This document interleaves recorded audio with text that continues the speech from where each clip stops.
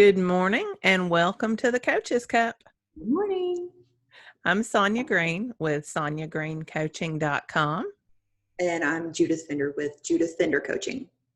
All right. So today we have what I think is just a really awesome topic to talk about,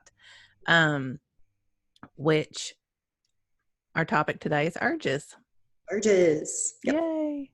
All right. Judith, do you want to give us kind of a definition of urges as you define it? Well, as an urge, as we learned it through the life coach school, would be it's a desire within our body that moves us away from our goal, right? Yeah. In particular, weight loss. I think we all can relate to finding yourself. I think, Sonya, you were just saying maybe you want to give your example right off the bat. Yeah. I love that it's connected to the word urgent because that's when I started my weight loss journey, one of the first things I noticed is that I would have this urgent feeling, this anxious feeling at some point that I needed to put something in my mouth to eat, and it had nothing to do with hunger. So it was moving me away from my weight loss goal, and I had to figure that out. And just yesterday, I was fixing lunch, and not for me, but for a family member, and I was standing at the refrigerator, and I was like, I need to eat something right now. And I thought, I'm not hungry. So I closed the refrigerator door. I went and sat down, and I realized that I have been working under a lot of deadlines, and I had anxiety built up around that I wasn't feeling as the anxiety. I was feeling as an urge to eat, to self-soothe. So interesting. I can relate to that too. One of our homework assignments in Life Coach School was to track our urges. And I'm someone I've lost 80 pounds, and I'm very aware of when I'm hungry and when I'm not hungry. So I know when I find myself with food in my hands, I'm asking myself, am I hungry? Why am I eating this? And I'm someone that keeps myself on, the kitchen closes after dinner. But I had found myself eating popcorn a lot, very frequently, night after night, around 7, 8 o'clock at night. And my husband had been gone a lot. And he takes care of his special needs brother. And I thought, you know what, tonight's the night. I'm going to track my urges. So I just got out a piece of paper and figured this out. What is going on? And so I started watching a movie, and I got the urge to get up and go make some popcorn, right? And I just sat there. I put a little tick mark on a piece of paper, wrote the time down and what I was thinking, popcorn, and proceeded the whole night to do that.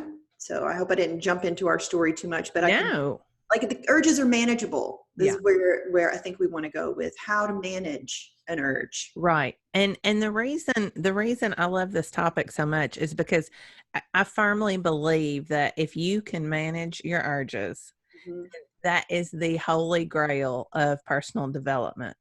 Because if you can manage your urges, you can lose weight, you can stop drinking or slow down your drinking if you're drinking too much, and you can get more work done.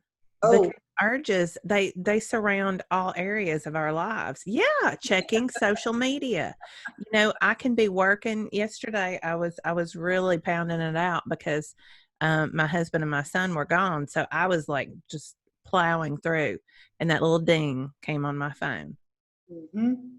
And that triggers an urge every time to pick up my phone. But if I pick up my phone, I'm old. I break my thought process.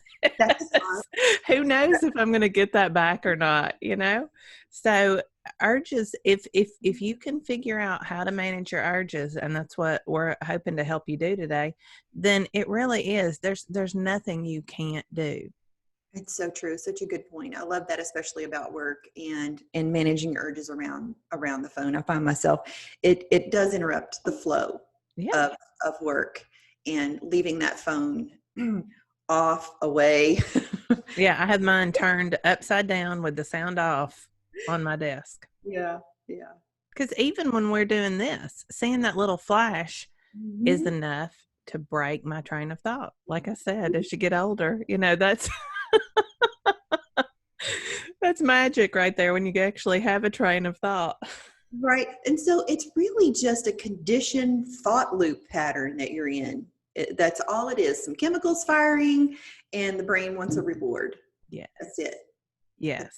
It's so simple when you think about it, like mathematically or scientifically, but while it's in your body, it's urgent, must take care of this. And, that's what, to give everybody kind of something to connect it to that they all know about, that's what Pavlov was studying. Absolutely. With his dogs. There was a trigger, there was a bell, and they had this urge. They started salivating.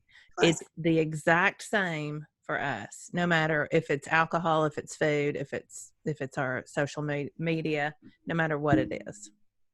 I don't think I finished my story when I did track my urges. What feeling for me that I was having was loneliness. Like I said, I was at home alone, and it's 3 or 4 nights a week that my husband's gone, and at that point my daughter wasn't back. My daughter's back, so I'm not alone anymore ever.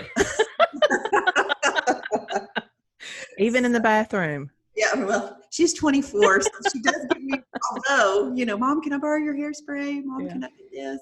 So, but so in that moment for the urge for the popcorn, it was something I had created a habit around eating popcorn to cover up the loneliness. So it was just that simple. And I was able to identify very quickly. I just, tapped in, listened to myself, and like, wow. And it lasted 90 seconds. I know that's the number we generalize, but truly it didn't last any longer than that. No.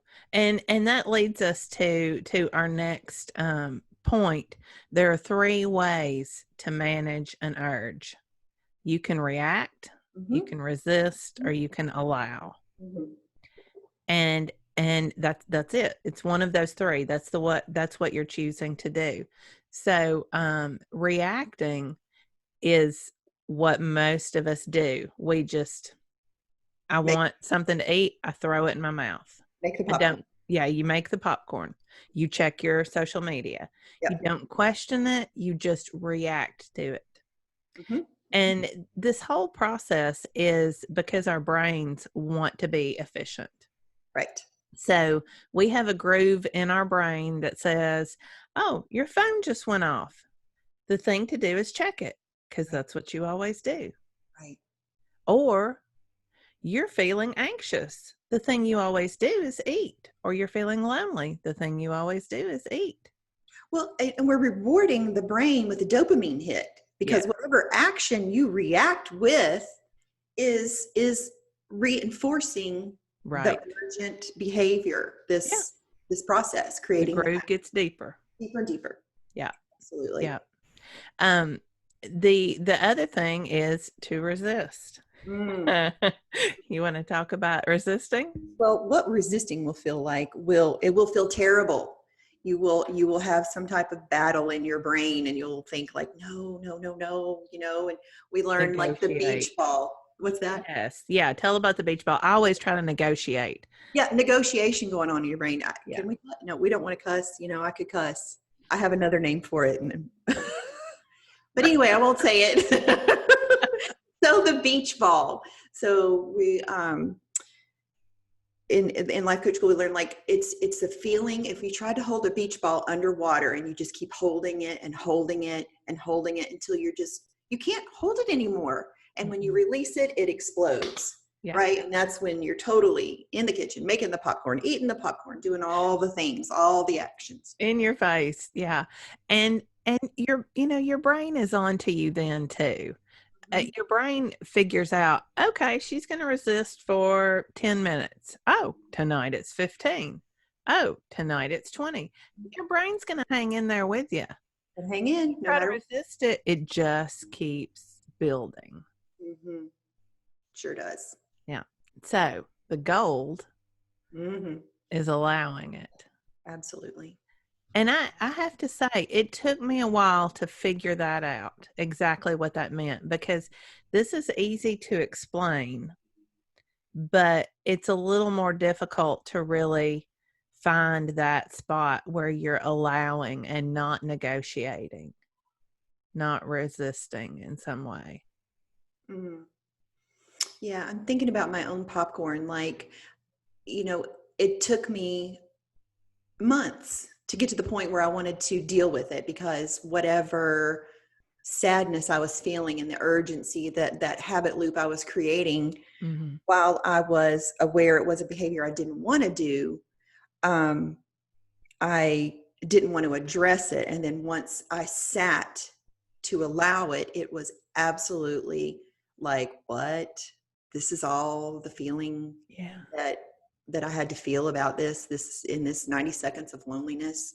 Yeah. That it did come up like 15 times the first night. I'll be honest. Mm-hmm. I watched a movie and I tracked for the like 2.5 hours and went to bed, but I did not make the popcorn. And I think there's something really important, that no matter what one of these behaviors you respond with, you're still going to have urges. It's Oh, still going yeah. to be there. And Yeah. you're either going to weigh more, you're either going to eat your way or pick up your phone through it, Mm-hmm. or you're going to allow it and move past it. Yeah. But, but the beauty of it is your brain still wants to be efficient. It doesn't care. Your brain doesn't care what efficient means to the rest of your body. If efficient means grabbing a candy bar and shoving it in your mouth, then your brain is fine with that urge. But if you stop doing that, if you start allowing the feeling and not rewarding it, then your brain, those urges decrease. You don't always want the popcorn as much as you did the first night. You don't have the second night, you probably didn't have 15 urges for popcorn. Right. That's so true. Yeah, the second night, I think I tracked 7. The Mm-hmm. third night, I think I was down to 3. And I'm going to be honest, the fourth and fifth night, like it was just gone. Like I was Yeah. so on to myself, like I said, because of the firm kitchen closed after dinner, that it was just a non-negotiable. Like, oh Yeah. yeah, yeah. Yeah. Of course I'm sad. My husband's not here. Of course I'm lonely. Right. You And because and that's I think important to point out when we talk about allowing, the best way to allow is to sit there and figure out what it is that you really are feeling. mhm, Again, it takes some experience. Don't worry if the first time you try it you can't really figure out what it is. Sometimes it takes some experience. But once you figure that out, of course, I'm putting a lot of pressure on myself. Of course, I'm anxious right now. I'm normal. I'm human. Of course, I want whatever it is, popcorn right now. mhm, mhm. Who wouldn't want popcorn at night while you're watching a movie? Right. What better time to have it? It sounds so logical. So, of course, I want that. But I also want to lose weight, or I also want to drink less. I also want to get more done. More work done, right? Yeah. And I think the key, I don't think we've mentioned, is about being the watcher. This Yeah. really helps you when you create awareness and you get in your conscious brain and you get out of the primitive brain, the one that's on the habits. Yeah. You're gaining conscious awareness of your surroundings and how you are reacting, resisting, or allowing. Yeah. You're bringing it to the front of the brain so the front of the brain can address it. Yeah. That's why it's so important to have a plan. Yeah, absolutely. And that's I keep bringing up this anxiety that drives mine, but that was figuring that out was a huge light bulb moment for me because I have always been known as the person who's calm, cool, Mm. collected. People look to me if there's a fire because I'm going to put it out and I'm not going to get ruffled. So I didn't know that I ever got anxious. And that sounds ridiculous, but So I didn't know. I thought, no, I don't get anxious. I'm calm, cool, and collected. Well, yeah, I do. I just self soothed with food and never felt the anxiety. Sonia, I am like, even in this moment that I had awareness, but I remember when tracking my popcorn and thinking like, lonely? Is that really what I'm feeling? Like I was in denial, like I'm not lonely. I'm glad my husband's gone, like I got the night to myself, but really I was lonely. Yeah. And it was like a little bit of like denial around what this really was. This popcorn drama is drama. I know and that's the beauty of it too, because most of the time the urge is so much worse than actually realizing what the feeling is and allowing that feeling. Yeah, it wasn't scary. I was really curious. Like, what? Yeah, it wasn't scary. Yeah. Yeah. So good. It's so funny that you said that about light bulb moment. I have to. So a friend of mine gave me this light bulb. You're welcome for that segue. Right. So good. So we talked about, just tracking your urges on a sheet of paper. But the brain likes a reward. So making the tick mark on a piece of paper is a quick reward. And again, I think that is important in like documenting the time, because it's just data that you can collect. Patterns. Yeah. Patterns, exactly. And so this is like an urge jar, and I have a little, my friend gifted me a little bag of cute little beads that I could just pop in here when I have an urge. And like, that's I could realize it. And when I don't act on the urge, I will still get a reward by collecting urges in the jar. Yeah. And we're like, the best way to do it is to like not track your days of urges, but collect 100 urges. Mm-hmm. Not trying to collect 100 days of not giving into the urge, but just drawing awareness over time will totally benefit all of our listeners. Yeah, absolutely. And when you allow them, like I said, you do get fewer of them. If you give into an urge though, it's important not to beat yourself up about it, because occasionally you still make the popcorn. Oh yeah. Occasionally I still pick up my phone and then I forget what it was I was doing. It's very frustrating, but we do that. If we beat ourselves up, then instead of giving ourselves that reward, we're punishing ourselves. So it's really important not to do that. So true. Yeah. The judgment. Yeah. No judgment. And just realize it's normal. Mm-hmm. Everybody on earth has urges. If you're alive, if you're breathing, you have an urge for something. I totally, yep. Yeah. So accept it and then move right on and allow the next one. Mm-hmm.